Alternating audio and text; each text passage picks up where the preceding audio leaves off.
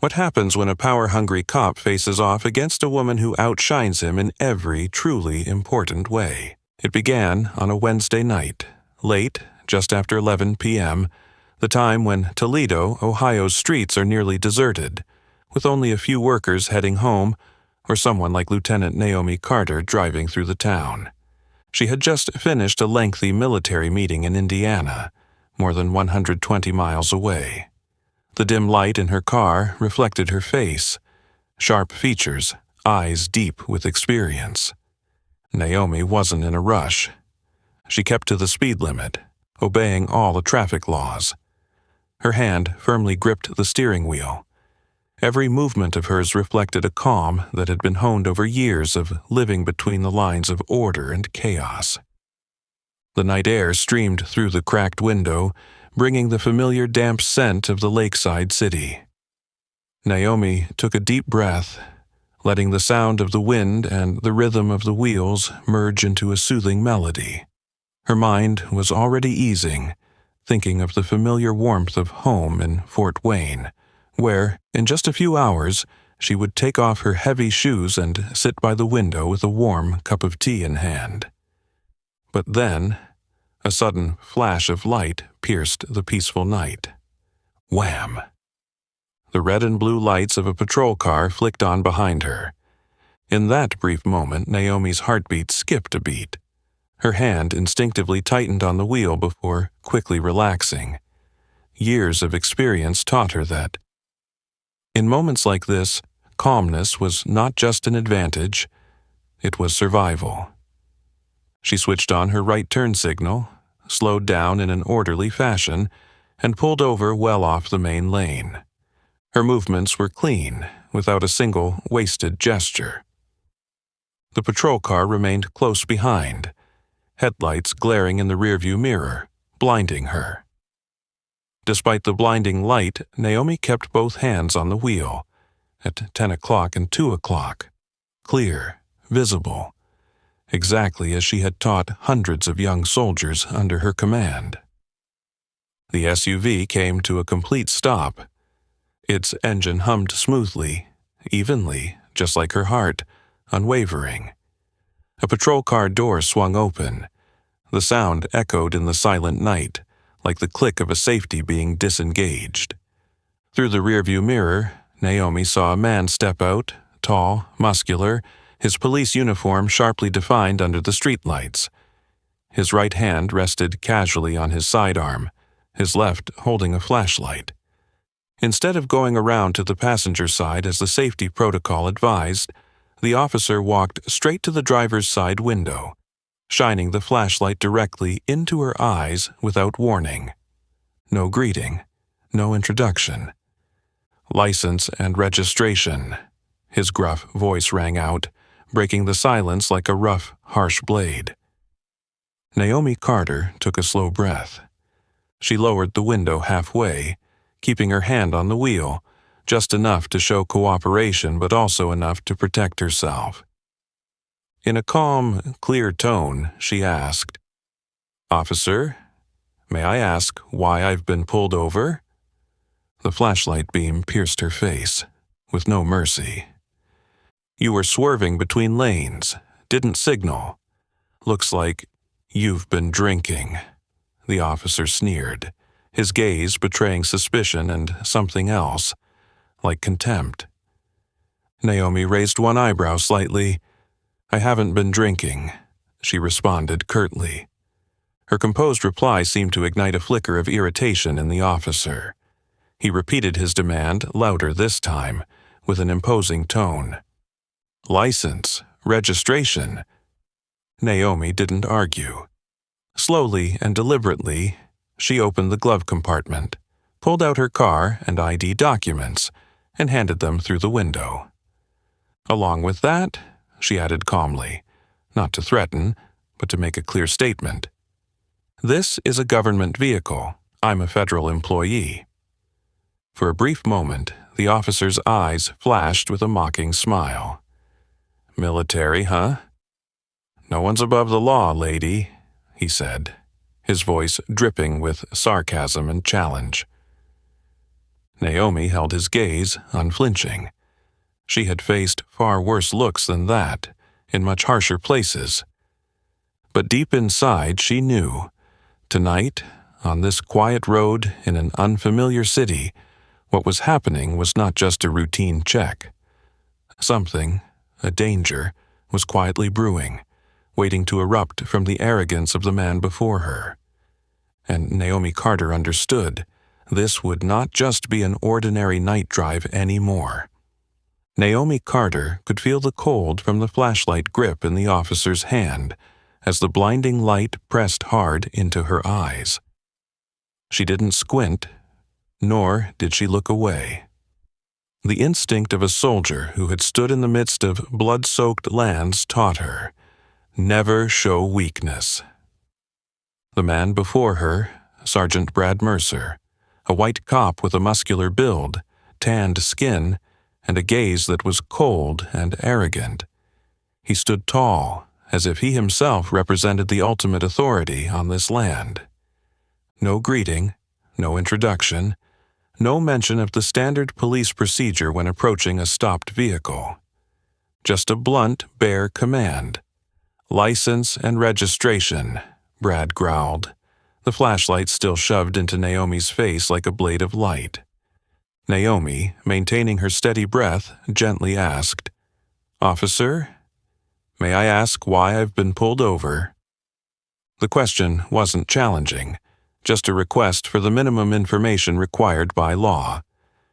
But for Brad Mercer, any delay, any question that didn't immediately comply, was a personal challenge. He sneered, a twisted smile spreading across his rock-like face. "You were swerving between lanes, didn't signal. Looks like you've been drinking." Naomi tilted her head slightly, a very small movement, but in her eyes there was a flash, not of fear, but of cold, calculating clarity. "I haven't been drinking," she replied, each word articulated precisely, without hesitation. Brad snorted, as if her denial only irritated him further.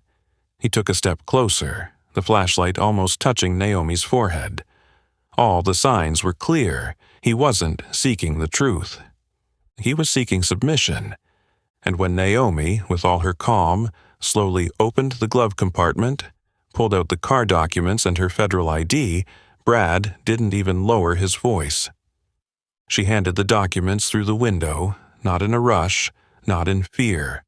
"This is a government vehicle. I'm a federal employee," Naomi stated, not making excuses, just stating the facts, a detail any officer should carefully consider before continuing. But Brad Mercer was not the type to consider things.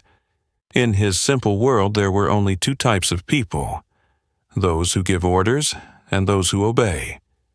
He glanced briefly at the federal ID, then, with a mixture of contempt and challenge, sneered, "No one's above the law, lady." His voice emphasized the word lady, as if to mock that a black woman, no matter what title she held, was worth less than the uniform and badge on his chest. A quiet wave of insult washed over Naomi. But she didn't react. She didn't let emotions take the lead. She didn't allow someone else's arrogance to pull her down. She sat up straight, her hand still placed firmly on the wheel, her gaze neither avoiding nor challenging, simply the gaze of someone who knows their own worth. Outside, the night wind blew, scattering dry leaves across the empty road. But here, between Naomi and Brad, the air thickened, heavy, tense, signaling that things would not end with just a ticket. There was something in Brad Mercer's stance, in his gaze, a desire to dominate, to prove his power at any cost, that made Naomi understand. He would not stop here. And she, with her experience, her honor, and her unyielding self-respect, could not allow herself to step back. The night in Toledo suddenly felt colder. But Naomi Carter knew. The true cold wasn't from the wind. It came from the confrontation that was about to explode, between a man who thought his power was invincible and a woman who had learned that her dignity must be defended at all costs. The air inside the car was thick, as if even the slightest touch could ignite an explosion. Naomi Carter remained still, both hands placed firmly on the steering wheel, her gaze never leaving the officer standing outside her door. In the pale yellow light, Brad Mercer seemed taller, his shadow stretching long across the road, flickering with every gust of wind. Then, in a tone Naomi had grown all too familiar with throughout her career, the voice of those who believed power was a weapon to oppress, Brad gave the order, "Step out of the vehicle." Naomi did not comply immediately. She tilted her head slightly, her voice calm, sharp as a thin blade. "I've cooperated. I haven't been drinking. Could you please tell me why I'm being asked to step out of the vehicle?" It wasn't a defiance. It was a perfectly legal question, stemming from every citizen's right to know why they are being stopped.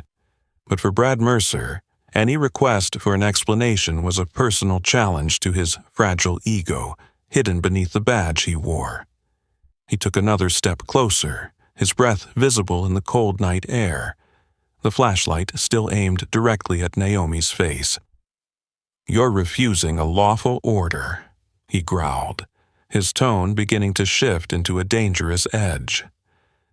Naomi remained unmoving, her gaze unwavering, calm, composed, like a mirror reflecting Brad's raw arrogance.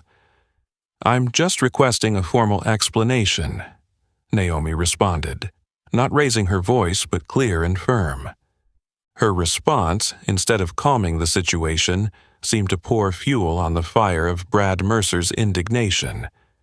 He gripped the door handle, his arm tensing, his eyes darkening with frustration. Without warning, he yanked the car door open. The metallic screech pierced the stillness of the night, tearing through the silence. That move wasn't just a demand for cooperation, it was a threat, a raw display of coercive power. "Get out now!" Brad shouted, his voice low and heavy, as if speaking to a criminal, not a lieutenant in the U.S. military. In that moment, Naomi Carter knew. This was no longer just a routine traffic stop. With a slow, almost imperceptible movement, Naomi slid her right hand into her coat pocket and retrieved her phone. Still seated, she pressed the record button. A faint beep sounded, just loud enough for her to hear, but not enough for Brad to notice. Then, in a steady, composed voice, she declared, "Just so we're clear, this conversation is being recorded." In that brief moment, Naomi saw a subtle shift on Brad's face, a hesitant blink, a barely perceptible clench of his jaw. A part of him understood any action now could become evidence, but that hesitation lasted less than a second. His arrogance, his self-satisfaction, and the long-held habit of wielding unchecked power quickly filled the void in Brad Mercer's mind. He straightened up, his gaze as cold as ice, his hand still near his sidearm, a silent threat. "Step out now," he repeated, his tone no longer patient. Naomi knew that from this moment on, every step she took, every word she spoke would be scrutinized, not only for her own protection, but to expose the abuse of power before her. And in the chilling silence of Toledo's night, Naomi Carter opened the car door. She stepped out, standing tall, head held high, neither defying nor submitting, simply and decisively, carrying all the dignity of a woman who had stood on the edge of life and death and never bowed before injustice. On the cold sidewalk, the shadows of the two figures stretched long. One believed himself to be invincible. The other knew that, in the end, the truth would always be stronger than guns and badges. And thus, the true confrontation, the battle without gunfire but full of peril, officially began. Under the cold streetlights, the shadows of the two figures, one tall, the other small but resilient, stretched long across the empty road. Naomi Carter stood straight, her face calm, with only the soft exhale of her breath forming a faint mist in the cold night air. Brad Mercer, his face stiff with the arrogance that had been challenged, pulled a small pen from his belt and lowered himself to the ground, using it to draw a faint line in the dirt. No explanation, no reassuring smile, as a professional officer should have done. Just the heavy silence and quick, almost brutish motions. He stood up, pointing at the faded line he had drawn, and ordered, "Walk the line, heel to toe, hands by your sides." Naomi looked down. A sloppy line, nearly disappearing under the pale yellow light. A subtle but bitter insult, as if she didn't deserve a proper testing procedure. Without a word, Naomi took a deep breath, then stepped forward. One step, then another. Her heel touched her toe, her body straight as a blade. Each step as if she were on parade, steady, unwavering. Her shadow stretched long across the dusty line, quivering under the dim light, but each movement was sure, as though the ground itself was molding to her every step. Across from her, Brad Mercer stood with his arms crossed, his cold gaze fixed on her, waiting, or, more accurately, hoping, for a slip, a misstep, a stumble, a word of anger, but nothing at all. Naomi Carter, the black woman who had once led troops through the most chaotic battlefields in the world, walked across that amateur line as if it were a path of honor. No complaints, no unnecessary explanations, only a resolve so chilling it could be felt in the stillness of the night.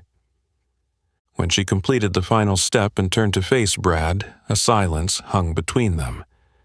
The night's coldness no longer came from the temperature, but from the silent defeat slowly bleeding within the man before her. Brad Mercer furrowed his brow, quickly hiding his clenched fist behind his back. He knew, deep down, that she had passed the test. No doubt, no grounds to go any further, but his wounded ego, his arrogance, wouldn't let him end it here quietly. Without another word, Brad turned on his heel and quickly walked back to the patrol car. A few minutes later, he returned, holding the ticket book, the pen coldly gliding across the paper, the rigid letters digging into his wounded pride. Without looking at Naomi, he tore the ticket out of the book and held it in front of her. "Failure to maintain lane," Brad said, his voice dry, his frustration no longer hidden. Naomi took the ticket. No argument, no complaint, but her gaze, calm, deep, like a still lake that had just reflected the true face of the man before her, was sharper than any rebuttal. She didn't need to speak. The way she looked directly at Brad Mercer, no hatred, no fear, only a glaring truth, made him, for a moment, feel small, exposed, and pitiful. Naomi folded the ticket carefully and placed it in her coat pocket. No thank you, no goodbye, only silence. A silence heavier than any resistance. Then, with steady steps, Naomi turned back to the car. The door slammed shut behind her with a decisive clink, as if closing off the entire farce Brad Mercer had just attempted to create to hold on to his decaying power. Inside the car, Naomi sat up straight, her hands firmly on the wheel. Her eyes, reflected in the rearview mirror, were still sharp and clear. She started the engine, pulled away, leaving Brad Mercer standing alone under the patchy streetlight. But Naomi knew tonight's events wouldn't end with a ticket. No, it had only just begun. Naomi Carter's black SUV gradually disappeared into the night of Toledo, leaving Brad Mercer standing alone, his hand shoved deep into his belt, his gaze darkening under the solitary streetlight. But even now, as the silence pressed down on the empty street, Brad still didn't realize the storm that was silently waiting ahead. He gripped the radio tightly, muttering something meaningless about completing the traffic stop, then drove back to the station as if nothing significant had happened that night. Back at the Toledo police station, an old concrete building nestled between the weathered streets, Brad lazily threw the body cam onto the charger, the movement so careless that the device almost bounced back onto the desk. He didn't bother checking the footage. He didn't make any notes. He just swiped his finger across the touch screen, clicked a few things to finish the procedure, then walked to the break room. The break room was empty. Only the soft hum of the coffee machine and the flickering fluorescent lights above. Brad collapsed into a sagging chair, grabbed a paper cup, poured himself some cold coffee, and laughed loudly with his fellow officers working the night shift. A military girl, thinking her ID card is some sort of sacred decree, he gleefully recounted, stirring his coffee as he gestured dramatically. Trying to act tough, but in the end, she still had to walk the line like all the other drunks. The group chuckled, their laughs half mocking, half indifferent, the kind of laughter that fills places where power is assumed and abuse of authority is commonplace. But not everyone was laughing. In a corner of the room, Officer Chris Diaz, a young Latin officer who had only been on the force for a few years, looked up from his phone, furrowing his brow. He squinted as if trying to recall something, then asked, "What's her name, Brad?" Brad shrugged, not really caring. Naomi Carter. Chris Diaz sat up straight, his eyes sharpening. "Naomi Carter?" he repeated, his voice lower. "Lieutenant Naomi Carter?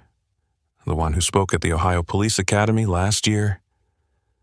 The atmosphere in the break room froze for a beat. Brad sneered, his disdain obvious. "Could be. I don't care. On these streets, her name or her rank doesn't mean anything. This is my turf." His words, if anyone listened closely enough, weren't just a statement of confidence.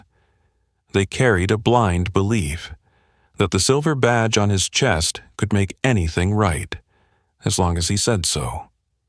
Chris Diaz leaned back in his chair quietly, his hand tightening slightly around his coffee cup.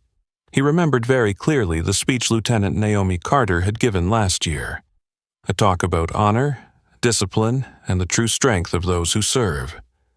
A woman who had once commanded military transport units through the most war-torn regions, awarded medals for bravery and leadership.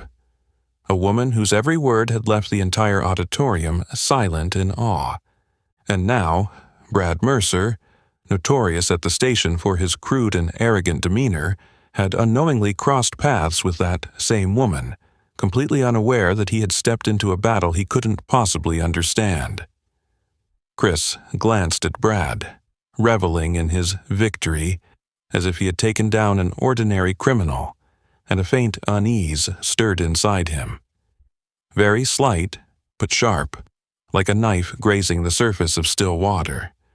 Not everyone stays silent forever. And some people, when insulted, will not choose to back down. They will fight, but not with shouts or fists. They fight with the truth. Chris didn't say another word.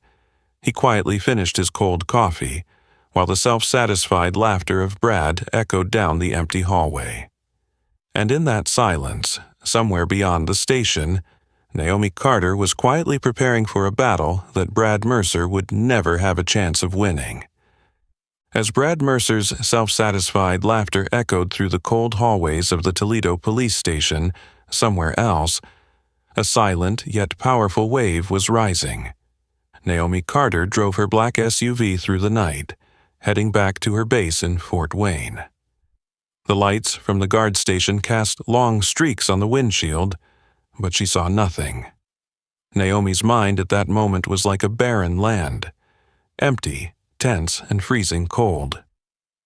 She arrived at her small apartment in the barracks just before 2 a.m. Leaving her keys, coat, and military boots at the door, Naomi sank into the old chair by her desk, her hands gripping the armrests until her knuckles turned white. She couldn't sleep. Not because she was afraid, but because she was angry. A cold, bottled-up anger, not the impulsive kind, but the kind that has festered for years in those who have been forced to stay silent for far too long.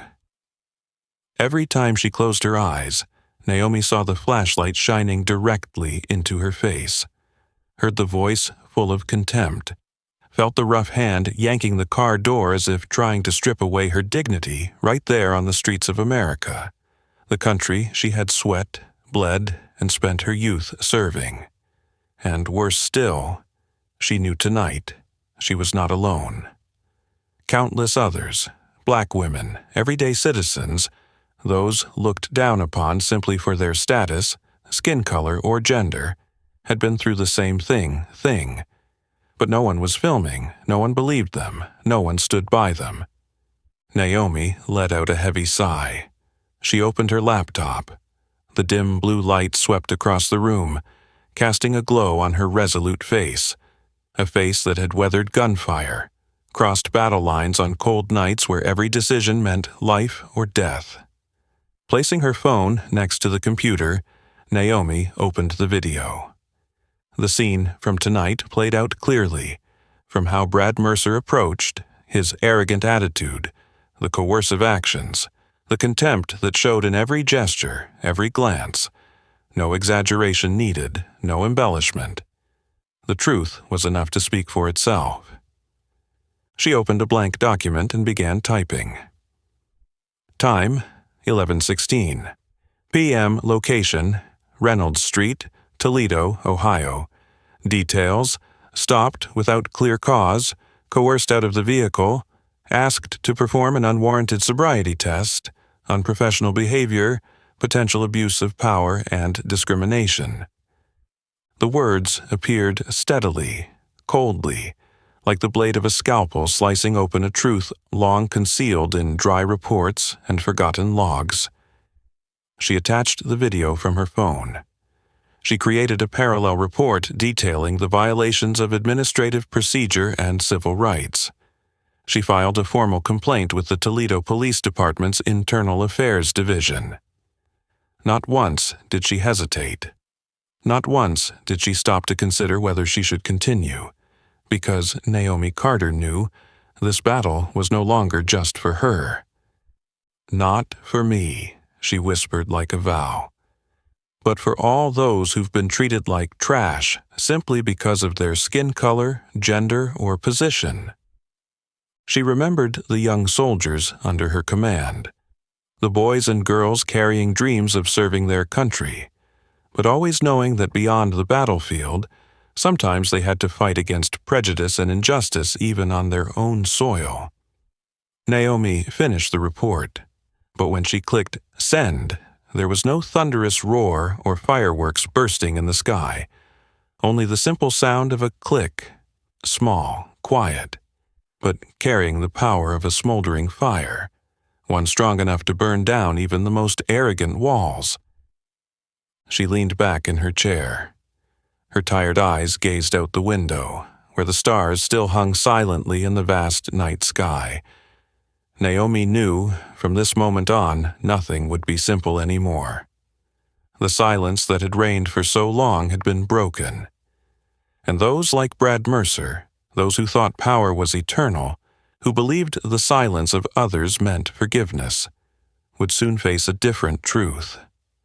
A truth, this time, they couldn't ignore. As the dawn's light crept through the fogged windows of her office in Fort Wayne, Naomi Carter sat quietly, watching the sunrise. She wasn't waiting for a miracle. She wasn't expecting repentance. She was simply waiting for the truth to come to light, just as the sun, sooner or later, breaks through the night. And while Naomi returned to her everyday duties, across the city of Toledo, the wheels of justice began to turn for the first time, slowly, but unstoppable. 3 days later, on a dreary Monday morning, Brad Mercer was sitting in the police station parking lot, sipping hot coffee and checking his shift schedule on his phone, when a staff courier gently tapped on his car window. Brad rolled down the window. The courier handed him a light yellow envelope, sealed tight, with Sergeant Brad Mercer's name printed boldly on the front. Without a thank you, Brad ripped open the envelope right there, his shoulders tense in his uniform, still smelling faintly of bleach. Inside was just a few lines of black print on white paper. Plaintiff, Lieutenant Colonel Naomi Carter. Charges, unlawful detention, threats, abuse of power. Brad blinked, then laughed derisively, the sound echoing in the quiet parking lot. A joke, he muttered, crumpling the paper in his hand like worthless trash. In Brad's mind, the incident from that night was just another routine traffic stop. A small ticket, a standard sobriety test, things that happened hundreds of times in his career without anyone caring. To him, Naomi Carter was just another name, another face that refused to submit immediately and needed to be taught who really held the power on these streets. Nothing serious, nothing new. Brad carelessly shoved the paper back into the envelope, dumped the leftover coffee onto the ground, and swaggered into the station as usual. But when Brad pushed open the door to the break room, where just days before he had been bragging about his victory, he immediately sensed a shift. No more rude nods, no more short laughs of agreement. Instead, an odd silence. A silence that felt uncomfortable, heavy as a stone, pressing down on his chest. Quick glances, conversations that abruptly stopped when he walked by. Polite nods, but eyes avoiding his. Brad furrowed his brow. An unfamiliar unease began to stir inside him, a feeling he hadn't recalled since his rookie days. From across the room, Officer Chris Diaz caught his eye. Chris gave a slight, polite nod, but his gaze held something, not contempt, not exactly pity, but more like a quiet reminder. You've crossed a line, and this time there will be consequences. Brad ignored that gaze. He straightened his coffee cup, plopped down into a chair, trying to act nonchalant. But the whispers in the corners of the break room, the eyes no longer hiding their scrutiny, felt like needles poking through the arrogance that had once shielded him. Just a week ago, Brad Mercer had been one of the untouchable officers in Toledo, a man with a heavy voice, accustomed to wielding power as an unquestioned weapon. Now, he was starting to feel the cracks. Cracks that didn't require yelling or fists, just the truth, silently but sharply, wearing him down little by little. And Brad, though still grinning outwardly, deep inside began to understand. The storm was coming. A storm that this time he wouldn't easily withstand with empty excuses. Brad Mercer sat motionless in the break room, trying to ignore the unfamiliar glances from his colleagues. But just a few miles away, in a small office hidden behind the concrete walls of the Fort Wayne base, a quiet but resolute preparation was underway. Naomi Carter wasn't looking for the spotlight. No press contact, no social media posts. She understood, real battles are not won with sensational headlines. They are won with precision, with discipline, with undeniable truth. In the quiet room, Naomi sat across from Delaney Price, a military lawyer with a polished appearance, her hair neatly tied back, her eyes sharp as a surgical blade. On the table was an open laptop, the screen displaying the video Naomi had filmed on that fateful night. Naomi didn't blink as she reviewed the footage. She didn't once look away from each frame. She watched herself, the flashlight beam shining directly into her face, her calm voice, the polite questions, each gesture impeccably measured. And she saw Brad Mercer clearly, his domineering stance, his hand hovering near his sidearm, his eyes filled with frustration when his authority wasn't submitted to completely. Delaney paused the video at one frame, where Mercer yanked open the car door. "Here," she said, her voice low and firm. "Coercive action without a legitimate basis. This is a strong point." Naomi nodded slightly. No excitement, no tension. She knew that the calmness now was as important as the steady steps she took that night on the dusty line beneath the streetlights. Delaney rewound the clip, this time to the scene of the sobriety test. Naomi's steps, straight, even, unwavering, under the scrutinizing gaze of Brad. "He has no objective grounds to write a ticket," Delaney emphasized, her eyes fixed on the screen.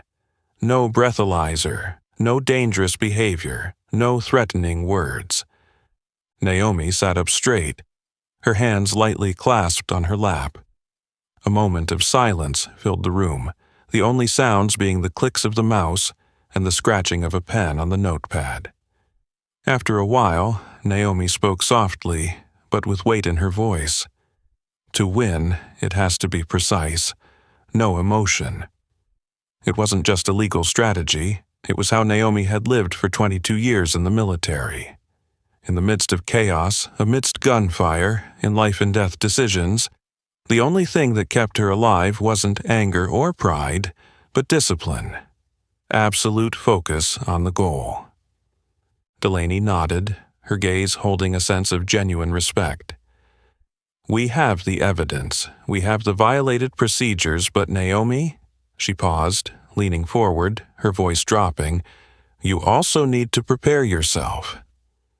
Naomi looked up, her eyes gleaming in the cold light of determination. "For what?" she asked. Delaney exhaled slowly. "Filth. They'll try to attack you. Your skin color, your rank, even your personality. They'll do everything they can to make you the problem, rather than focus on his behavior." Naomi didn't respond immediately. She looked out the window, the sky turning a steely gray, signaling an approaching storm. A moment later, she turned back, her voice steady but as heavy as stone. "I've faced men with guns pointed at my head halfway across the world. He thinks some rude questions or dirty tricks can make me falter." Delaney chuckled softly, a smile of genuine respect. "Then let's start preparing for the battle." On the wall, an old clock ticked away with dry, crisp sounds, each tick like a small drumbeat, signaling an impending showdown, not loud, not armed, but every bit as fierce. And this time, Naomi Carter wouldn't be alone. By her side was the truth. And this time, the man hiding behind the badge would have to face something he'd never considered: responsibility. Preparing for battle does not mean avoiding it. And as the hands of the clock slowly pushed time toward the day of the trial, Naomi Carter stood, not just as a plaintiff, but as a living symbol of unyielding resilience. That morning, the faint sunlight spread over the steps leading to the Toledo City Courthouse. A cool breeze swept through, making the flags at the top of the building flutter, as though signaling that something significant was about to unfold. Naomi Carter ascended each step, her movement steady, dressed in full military uniform as required by military protocol, a row of medals glistening on her chest in the morning light. Each medal was not just metal. They were witnesses to the battles she had survived, the wounds she had overcome, and the vows she had upheld, in silence, in dust, in places where gunfire and bombs had once determined life and death in an instant. No boasting, no grand declarations. Her mere presence, as herself, was the loudest statement. In the courtroom, the air thickened from the moment Naomi pushed the door open. Brad Mercer was already seated at the defendant's table, his gray-green uniform crisp, his face trying to maintain a stoic expression.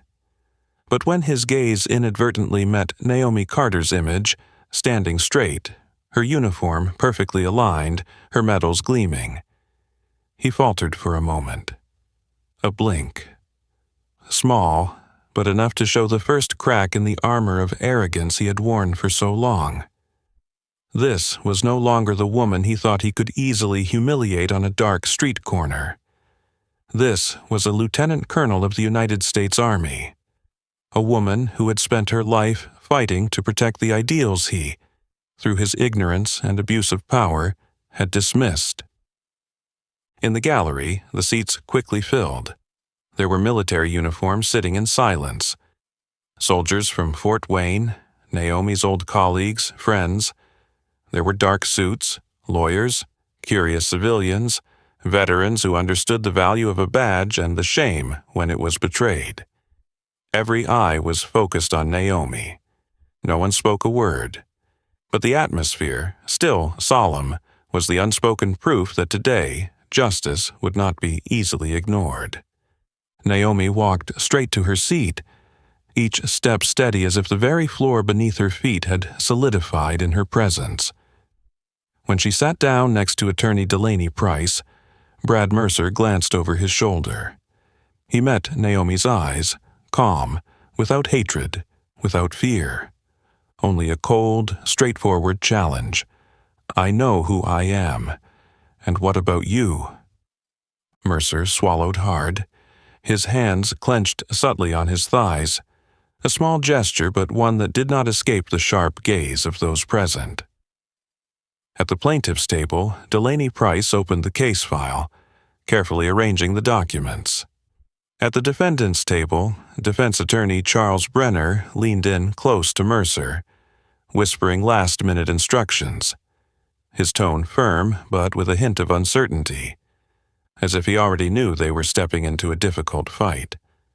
On the bench, Judge Cynthia Morales entered, her black robe flowing behind her like an invisible shadow that had just descended. All rise. The entire courtroom stood. The wooden chairs creaked in the near-perfect silence. Naomi Carter, standing straight, her head held high, not out of arrogance but because of the self-respect earned over a lifetime. Brad Mercer, his shoulders slightly hunched, as if the uniform on his body suddenly became 10 times heavier.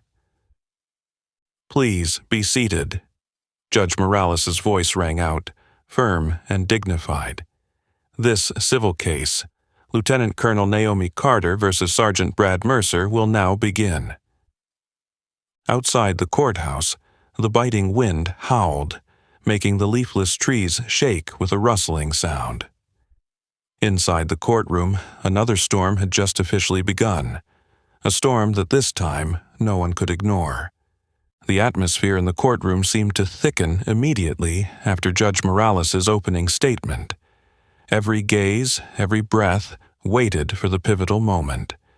The truth would be revealed, bare and undeniable. Naomi Carter sat upright, her gaze calm yet sharp, as attorney Delaney Price stood and walked to the large projector screen set up before the jury. "Your Honor," Delaney began, her voice firm, each word weighted like stone. "We would like to present video evidence from the incident on the night of January 17th. The lights in the courtroom dimmed. The first video appeared on the screen, the footage filmed from Naomi's own phone, which she had quietly turned on that fateful night. The first frame, the harsh beam of a flashlight shining directly into Naomi's face through the car window. The sound rang out, Brad Mercer's harsh voice, "License and registration." No greeting, no minimum courtesy. No one in the room moved. Only the jury's pens slowly scraped across the white paper, recording every detail. The next segment, Naomi, her voice calm and polite, asking the reason for being stopped. Brad Mercer, holding the flashlight, his eyes unusually alert, immediately accused her of swerving, possibly drinking, without any basis other than his own subjective impression. The screen zoomed in, Brad's hand hovering near his weapon, unnecessary yet full of threat. A small gesture, but in the eyes of those trained, especially the military personnel in the room that day, it screamed the truth. He wasn't seeking safety, he was seeking submission. The next segment, Mercer yanking Naomi's car door open. The metallic sound rang out like a slash to the bare minimum respect owed to a citizen. The entire courtroom held its breath. Finally, the video showed Naomi walking the sobriety test line, each step firm, each breath steady.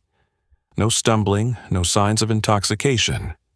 Just a woman, proud, unwavering, walking through a humiliating test set up simply because she refused to bow down. The screen faded to black. The courtroom fell into a silence so deep that even the sound of a pen scratching on paper seemed like a knife cutting into the palm of the hand. Delaney gave a slight nod to Judge Morales, then moved on to the second segment, the body cam footage from Brad Mercer's own camera. The images appeared, clear and irrefutable. This time, not only was the flashlight shining directly into Naomi's face, but also the harsh shouting louder than necessary, the uncontrolled language, full of veiled threats, the clearly domineering stance, hand always near the weapon, a readiness to act despite Naomi's full cooperation. No commentary was needed from Delaney. The video itself told the story, a story of power abused, a story of subtle discrimination, not needing to shout, not needing to speak, but laid bare in every raised eyebrow, every sneering look. Delaney moved closer to the jury. "Ladies and gentlemen," she said, her voice low and steady, "you've just witnessed it firsthand. No one needs to guess. No one needs to infer." Her gaze swept across the attentive faces. This is not a misunderstanding. This is abuse of power. This is someone using a badge as a weapon, to threaten, to humiliate, to impose, simply because the victim didn't behave as he expected. Brad Mercer sat frozen at the defendant's table, his collar soaked with sweat. His large hands, accustomed to giving orders, now clenched so tightly his knuckles turned white. He knew. Everyone in this room had seen his true nature, and no badge, no rank could hide that truth anymore. Judge Morales nodded. "Plaintiff, please call your first witness." Naomi Carter slowly stood.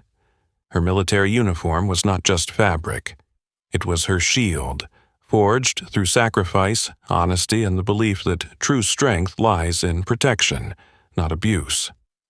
She walked to the witness stand, her gaze straight, her voice clear. "I, Lieutenant Colonel Naomi Carter, solemnly swear to tell the truth, the whole truth, and nothing but the truth." Naomi Carter stepped up to the witness stand, her military uniform as sharp as her posture. Straight back, forthright, leaving no room for doubt.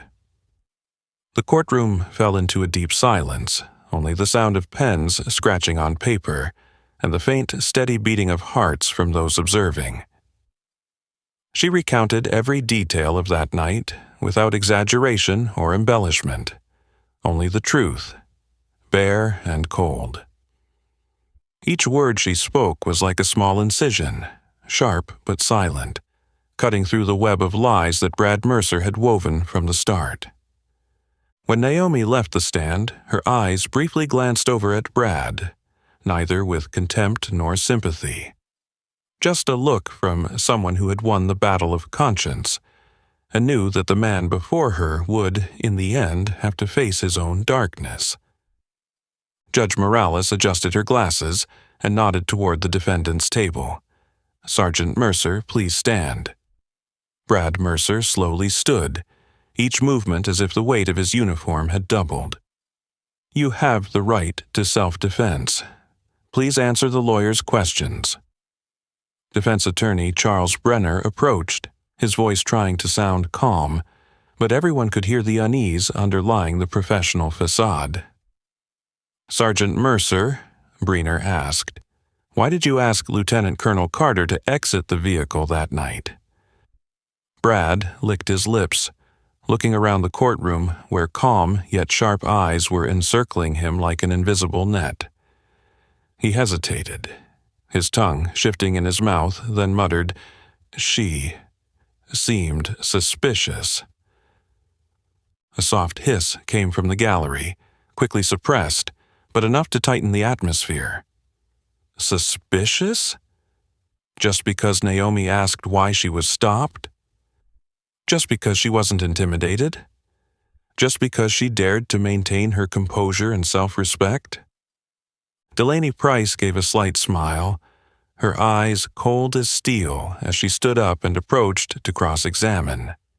"Sergeant Mercer, may I ask, did Miss Carter do anything to threaten you?" Brad stammered, "No."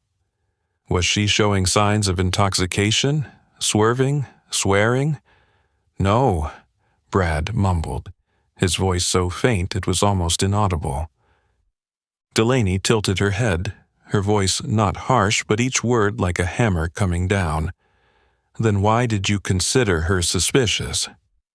Brad clenched his fist, his knuckles turning white. He avoided the eyes of the jury, the judge, and Naomi's gaze, but couldn't avoid his own conscience. And then the decisive question rang out. Delaney's voice lowered but heavy. "If you had known from the start that she was a lieutenant colonel in the United States Army, would you have acted differently?" The entire courtroom froze. A long moment as if the air itself stopped circulating, waiting for the answer. Brad swallowed hard, his throat dry. The dark cloak of Judge Morales loomed over him like an unspoken judgment. Finally, he gave a slight nod, his voice barely audible. "Maybe." Just 2 words. But they fell in the room like a stone, sinking into a calm lake, sending ripples that could never be erased. And with that it was clear. Brad Mercer didn't act out of safety, as he had claimed. Not because of reasonable suspicion. He acted for one reason only, his wounded ego before a black woman who refused to submit. He didn't respect the person. He only recognized submission to power, and only when that power was slapped in his face with gleaming medals and clear ranks. The courtroom was silent, eerie. Some jury members hurriedly scribbled notes. Others simply nodded, almost imperceptibly, as if a decision had already been made in their hearts. Brad Mercer bowed his head, as if now realizing it wasn't Naomi Carter, nor her medals, but his own arrogance that had led him to the brink of this downfall. Outside, dark clouds gathered, blocking the sun. Inside the courtroom, another storm had begun to sweep through, and this time it was aimed directly at the man who thought that the silver badge on his chest could conceal all his mistakes. The heavy silence enveloped the courtroom as Brad Mercer was forced to face the bitter truth of his own actions. And then, everything was placed into the hands of the jury, ordinary people, but now holding the power to judge something Brad never thought he would have to confront, the consequences. 3 days of deliberation. 3 days Naomi Carter returned to her daily life in Fort Wayne, training new soldiers, handling reports, reviewing transportation plans. Not once did she mention the trial. Not once did she complain or feel anxious. Only cold patience, the calm that had once saved her in battlefields far more brutal than a courtroom full of scrutinizing eyes. On the 3rd morning, the court sent notice. The verdict had been reached. Naomi arrived at the courthouse, still in her old military uniform, with slight creases at the collar, marks that no one else would notice, the marks of sleepless nights, of unspoken considerations. Brad Mercer was also present. His gray-green uniform was still perfectly pressed, but his face was pale, the line of his jaw stiff. He no longer sat arrogantly, no longer had that provocative look. Only a hunched figure weighed down under the cold lights of the courtroom. Judge Cynthia Morales stepped onto the bench. When she spoke, her voice was decisive and cold, and everyone understood. The moment of judgment had arrived. In the case of Lieutenant Colonel Naomi Carter versus Sergeant Brad Mercer, she read slowly, each word clear, the jury has fully considered the evidence, testimonies, and arguments. No one moved. It was as if everyone held their breath, waiting for the gavel of justice to fall. "We declare," The jury unanimously stands with the plaintiff. Naomi did not move, not a single blink. Only the faint glimmer in her eyes, the light of unwavering resolve rewarded. Brad Mercer bowed his head, his hand trembling slightly. Judge Morales continued, her voice calm as if delivering an inescapable sentence. The defendant, Sergeant Mercer, has committed unlawful detention, threats, and abuse of power, violating the civil rights under the United States Constitution. The court orders Sergeant Mercer to pay civil damages to Lieutenant Colonel Carter in the amount of $35,000. A small, invisible wave passed through the courtroom, but no one clapped, no one cheered. Only a profound silence, the silence of justice finally being served. Then, Judge Morales, without changing her expression, continued. Additionally, the record of Sergeant Mercer's violation will be permanently recorded in his service record and will be forwarded to the U.S. Department of Justice and the Toledo Police Department for consideration of policy reform. No criminal charges are being filed at this time, but the record will remain open for review of any future violations. Naomi Carter silently lowered her head, not to bow to the judge or the jury, but to bow to herself, the resilient version of herself who had overcome everything to defend her dignity and that of so many others. On the other side, Brad Mercer said nothing. He simply sank into his chair, as if the hard wooden seat beneath him had finally collapsed under the weight of his arrogance that he had nurtured for so many years. Outside the courthouse, the sky was overcast. The cold wind blew across the small square in front of the courthouse, sweeping up pieces of yellowed leaves. Naomi left the courtroom, walking slowly down the stone steps, no one pushing, no reporters blocking her way. She didn't need praise. She didn't need the flash of cameras. Her victory was silence. It was justice. It was a truth that could not be twisted.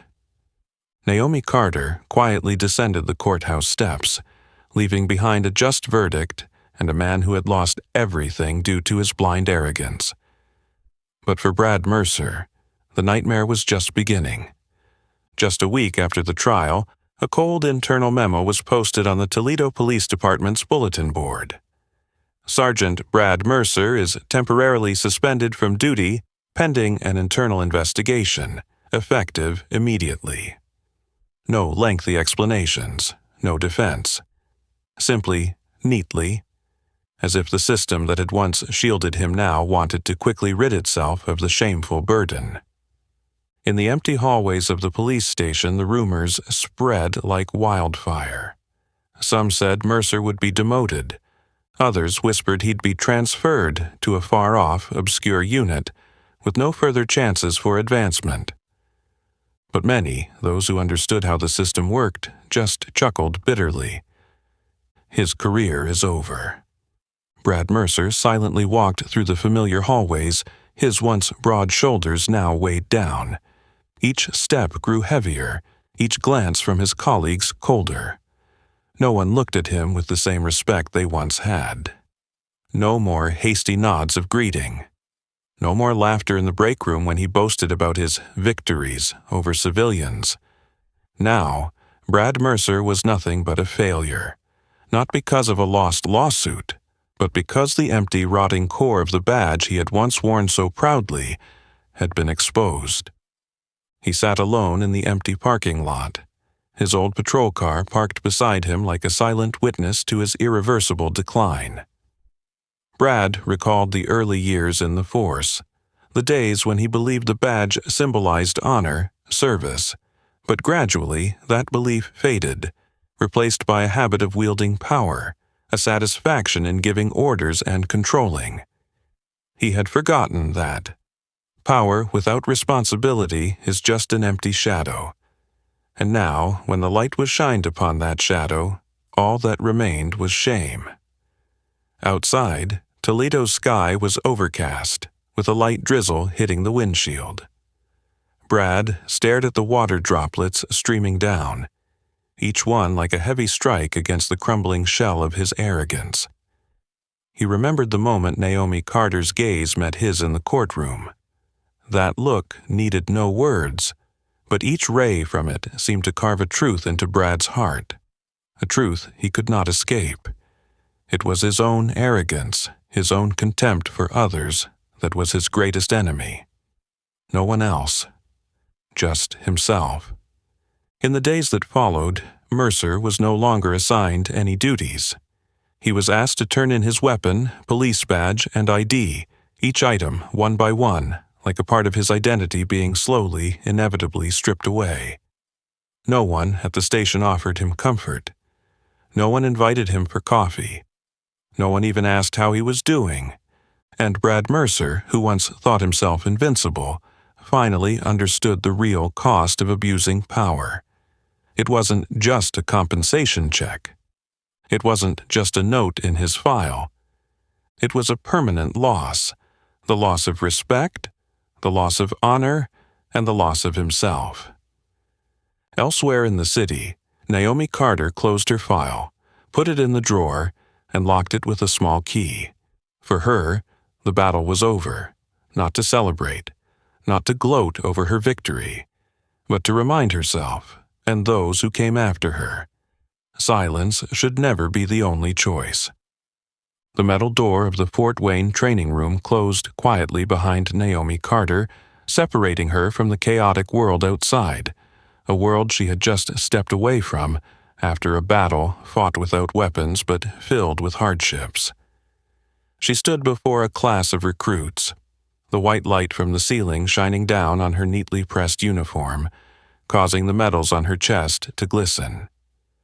2 months had passed since the verdict was delivered. 2 months enough for the world outside to forget the name Brad Mercer, but for Naomi that lesson could never be forgotten. She scanned the young faces before her, still fresh in their new uniforms, eager faces, eyes untouched by the harsh realities of service life. Naomi took a deep breath, then spoke, her voice low and clear. How many of you here think that, just by wearing this uniform, you'll automatically be respected? A few hands hesitated to rise. Others glanced around, waiting to see the reactions of their peers. Naomi smiled, a gentle smile that carried an undeniable strength. "I understand," she said. "I thought the same when I first joined the military." She walked slowly down the rows, her boots clicking sharply against the polished floor. "But the truth is," she paused, turning to face the entire class, "power is not armor, it's a burden. If you can't bear it with honor, you don't deserve to wear it." The room fell silent. The recruits sat up straighter, their gazes growing more serious, as if their intuition told them that these words mattered more than any tactical lesson or skill they had learned. Naomi continued, her voice steady, measured, but each sentence was like a drill bit sinking straight into their consciousness. "There will be times," she said, "when you'll feel that this badge, this uniform, allows you to control others, to give orders. But remember, it is not a crown, it is responsibility." She stopped, her eyes flashing with a cold sharpness like steel. "Power does not define you. How you wield it defines who you are." A recruit in the second row, a young man with brown hair, fidgeted as if he wanted to ask a question. Naomi nodded, giving him permission. "Ma'am," he stammered, "if someone disrespects me first, do I have the right to respond?" Naomi looked at him for a long moment, then nodded slowly. "You have the right to respond," she said. "But remember, not every insult is worth sacrificing your dignity for, and not every battle needs to be fought with fists." She lifted her head, as though looking beyond the walls, back to that dark night in Toledo, where she chose to pick up her phone, not draw a weapon. "True strength," Naomi said, "is holding to your principles even in the face of injustice." She paused for a moment, letting those words settle in the air. Then, with a quieter voice, she shared, "I was once stopped by a police officer, forced out of my car, treated like a criminal just because I wouldn't bow my head, but I didn't shout, I didn't fight back, I didn't let them turn me into the worst version of myself." Her eyes scanned the class. "I recorded it, I reported it, I went to court, and I let the truth speak for me." No one in the room leaned back in their chair. Everyone sat upright, silent, as if participating in a quiet oath. Naomi smiled softly, but her eyes shone brightly. "When you wear this uniform, when you carry this badge, you represent more than just yourself. You represent all those who have believed in the ideals of fairness, honor, and courage. Never forget, power does not define dignity. Dignity defines power." A gentle breeze from the window swept into the room, stirring the flags hanging high. And in that moment, Naomi Carter knew, though her battle had quietly ended, the flame she had ignited would continue to burn in the hearts of these young people, the ones who would go on, carrying the responsibility not just with strength, but with honor. In the Fort Wayne training room, where young faces remained silent in the heavy atmosphere filled with thoughts, Naomi Carter concluded her lesson not with chants, not with grandiose slogans. She simply stopped. A quiet, steady stop, just as she had faced Brad Mercer in the courtroom, just as she had faced countless battles before, with unwavering strength that needed no flair, no applause, no cheers. But that silence, profound and reverent, resonated louder than any clap of hands. Naomi slowly stepped down from the podium, her boots gently tapping the wooden floor, leaving behind firm, steady sounds, each step like the beat of a drum, a silent oath being sworn. In her mind, the last words echoed, not just for the class, but as a message for all who carry the dream of justice in their hearts. When facing injustice, speak up. She recalled that night in Toledo, the flashlight pressed to her face, the harsh voice, the hand hovering near the gun. She remembered the chill running down her spine, not from the weather, but from the raw truth that there are people ready to use power to crush dignity, and she had chosen not to remain silent. Do not be afraid. Naomi recalled those moments when her hand trembled over the record button, remembering the sleepless nights filled with the thoughts, would her actions make a difference, or was she just a small drop in an ocean of injustice? But she understood. Courage is not the absence of fear. Courage is walking forward despite the fear. Because silence nourishes the wicked, but courage can save the world. Naomi walked past the rows of seats where the young eyes followed her, not just with respect, but with something even more valuable, awakening. She knew she wouldn't always be there to guide them, but if today she could plant a seed, an idea that honor must be protected, that power must come with responsibility, then tomorrow the world would have one less Brad Mercer. And perhaps there would be hundreds, thousands of other Naomi Carters standing up and speaking out. As she walked out of the training room, Naomi lifted her head to look at the silvery gray sky of Fort Wayne. The wind blew strong, sweeping the clouds far away, leaving a clear sky on the horizon. One chapter closed. A new chapter began. She tightened her military collar and continued walking, needing no witnesses, no applause. Because she knew, true courage doesn't need to be loud. It lives in every action, every choice, every word spoken at the right moment, in the right place, for the right cause. In a world where power is too easily abused, Naomi Carter proved that silence is not the only option, and quiet courage can change an entire system. What about you? If faced with injustice, will you choose silence or stand up to demand justice? If this story inspires you, don't forget to like, share the video, and subscribe to the channel so we can spread more journeys like this, full of strength and meaning.